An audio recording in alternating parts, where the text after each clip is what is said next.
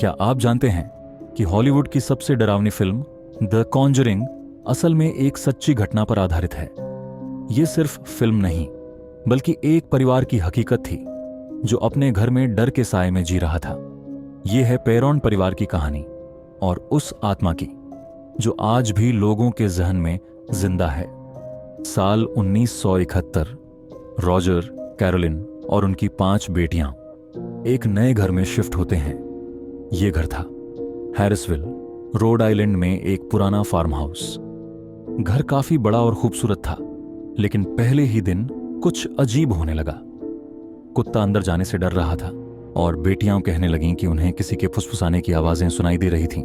बेटियां कहती थीं, कोई हमारे साथ खेलना चाहता है, पर हम उसे देख नहीं सकते। कुछ ही हफ्तों में घर में और भी अजीब घटनाएं शुरू हो गईं, जैसे कि दीवारों पर दस्तक, रात में किसी के चलने की आवाजें, तहखाने में रखे धूल से ढके आईनों में एक अनजान चेहरा दिखना, और सबसे डरावना, कैरोलिन पेर्रॉन के शरीर पर खुद ब खुद उभरते खरोंच के निशान।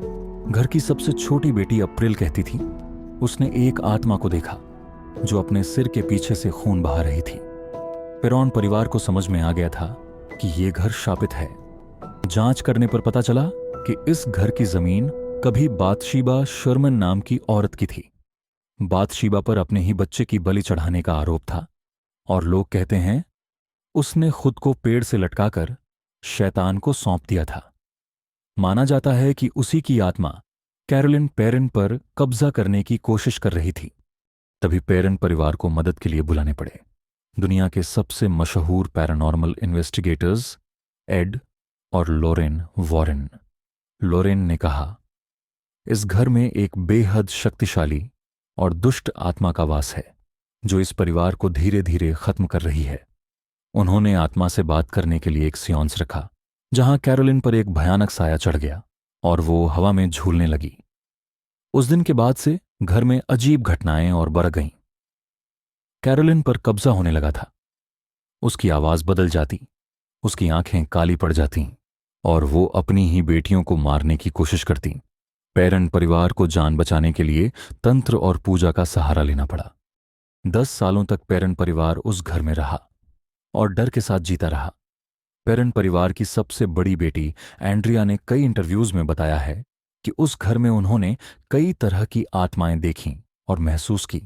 कुछ शांत थीं, लेकिन कुछ बहुत ही डरावनी और परेशान करने वाली। कैरोलिन पेरेन आज भी कहती हैं, हम उस घर में नहीं रह रहे थे, वो घर हमारे अंदर घुस आया था। एड और लॉरेन वॉरेन ने इस केस को अपनी सबसे भयानक केस फाइल कहा।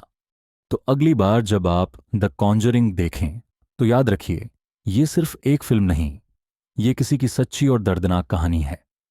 ऐसी और डरावनी और सच्ची कहानियों के लिए चैनल को सब्सक्राइब करना मत भूलिए।